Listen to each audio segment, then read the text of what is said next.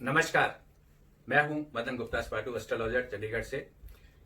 दर्शकों, जब भी शिवरात्रि या नागपंचमी आती है तो जिक्र होता है कालसर्प दोष या कालसर्प योग का, और तकरीबन सभी यूट्यूब चैनल, टीवी चैनल, अखबार कालसर्प योग से भर जाते हैं। आखिर है क्या कालसर्प योग? कालसर्प योग एक कॉम्बिनेशन है। यदि आप अपनी कुंडली देखें तो उसमें राहु और केतु के एक साइड जब सारे ग्रह आ जाते हैं तो वो पूर्ण कालसर्प योग कहलाता है। और अगर राहु या केतु के साथ एक भी ग्रह हो या इस एक्सिस से बाहर हो तो ये आंशिक कालसर्प योग कहलाता है। कालसर्प योग वाले जो लोग होते हैं, यानी जिनकी कुंडली में कालसर्प योग है, वो या तो एकदम सडन उनकी तरक्की हो जाती है या फिर कई बारी जिंदगी में इस तरह का उतार चढ़ाव चलता है। जो लोग इसके एडवोकेट हैं वो एग्जाम्पल देते हैं, बड़े बड़े एग्जाम्पल, कि कालसर्प योग जवाहरलाल नेहरू की कुंडली में था, अमिताभ बच्चन, मोरारजी देसाई, चंद्रशेखर, यानी ऐसे कितने ही लोग हैं जो उच्च पद पर रहे हैं। तो वो एग्जाम्पल देते हैं कि कालसर्प योग बहुत बढ़िया होता है, तो इसे दोष नहीं माना जाना चाहिए।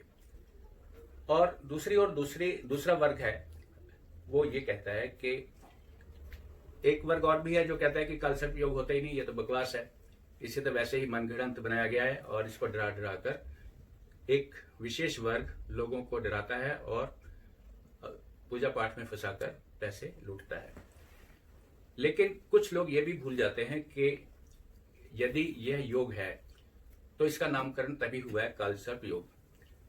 बहुत सारे ग्रंथ हैं हमारे, वराह मिहिर का ग्रंथ है और ऐसे कई ग्रंथ हैं, 4-5 ग्रंथ हैं, सारावली है, रत्नम है और कई हैं जिसमें इसका वर्णन है। उसमें सर्प योग भी लिखा है, कई जगह कालसर्प दोष नहीं लिखा है, लेकिन इस बात से इनकार नहीं किया जा सकता कि इसका उल्लेख हमारे ग्रंथों में नहीं है। अब होता क्या है, जिनकी कुंडली में कालसर्प योग होता है वो सारा जीवन कहीं ना कहीं खूब मेहनत करते हैं लेकिन उसका फल पूरा नहीं मिल पाता। उनकी कुंडली के अनुसार संघर्ष बहुत रहता है जीवन में।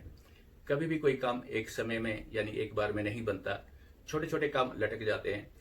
कई बार पुलिस केस, कोर्ट केस, फजूल की बीमारियां, पैसों का खर्च, ये अक्सर चलता रहता है। प्रमोशन का नंबर आपका है लेकिन ले गया कोई और, कोर्ट में केस चल रहा है और सब कुछ ठीक होते हुए भी आप हार गए हैं, या हमें न्याय नहीं मिल पाता, पैसा उधार देते हैं किसी को तो वापस नहीं आता, शिक्षा में कई बार कमी हो जाती है, वैवाहिक जीवन में परेशानी हो जाती है, या विवाह बहुत देर तक लटक रह जाता है।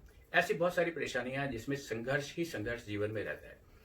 हमने अपने प्रोफेशनल लाइफ में लगभग 50 साल की लाइफ में देखा है कि तकरीबन 1 लाख कुंडलियां देखी होंगी जिसमें 70% अगर हम कहें, यानी 10 में से 6-7 लोगों का कालसर्प योग आंशिक हो चाहे पूरा हो, ये जरूर होता है।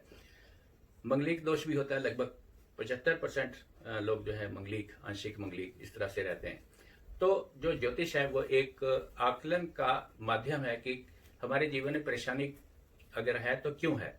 जैसे कोई भी मेडिकल रिपोर्ट होती है उसमें जब एनालिसिस किया जाता है कि ब्लड शुगर इतनी है तो ऐसा होगा, यदि कैल्शियम ज्यादा हो गया, पोटेशियम ज्यादा हो गया तो बॉडी में ऐसा हो सकता है। तो इसी तरह जो एस्ट्रोलॉजी है उसके बहुत सारे जो विंग्स हैं, जो उसके आधार हैं, उनके आधार पर इसका विवेचन किया जाता है और उसके उपाय सजेस्ट किए जाते हैं। कालसर्प योग मेनली जो है वो 12 तरह का माना गया है और 12 तरह में अलग अलग उसके फल हैं, वैसे ही उनके प्रभाव हैं। अगर हम टोटल वैसे करें तो तकरीबन 12 घर हैं, 12 राशियां हैं, और अगर हम इसको मल्टीप्लाई करके देखें तो 288 किस्म का भी कालसर्प योग बनता है। हर कालसर्प योग यदि पहले घर से बना है, 7वें घर से बना है, तो उसका प्रभाव भी अलग अलग होता है। नागपंचमी इस बारी 25 तारीख की आ रही है, यानी 25 जुलाई की।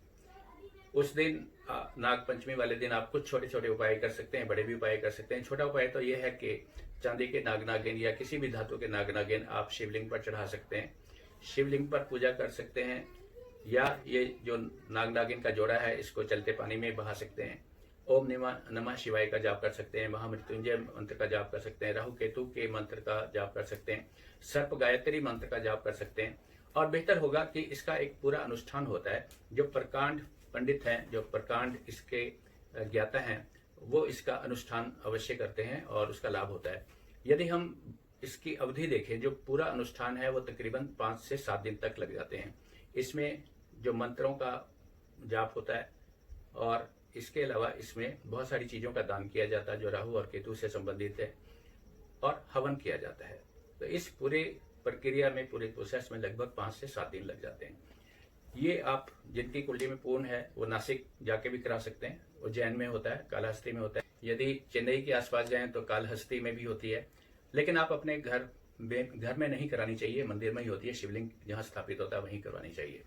तो ये आप करवाएं, आपको इससे लाभ होगा। ये हम सिर्फ ये इंट्रोडक्टरी हमारी ये वीडियो है कि कालसर्प योग होता क्या है, तो इसका आप निवारण करवा सकते हैं।